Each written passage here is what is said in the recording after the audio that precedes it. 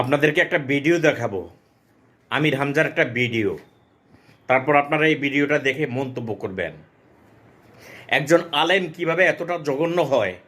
হ্যাঁ, একজন আলেমের মুখ থেকে কিভাবে এত খারাপ ভাষা বের হয়, এটা আপনারা একটু বিচার করবেন।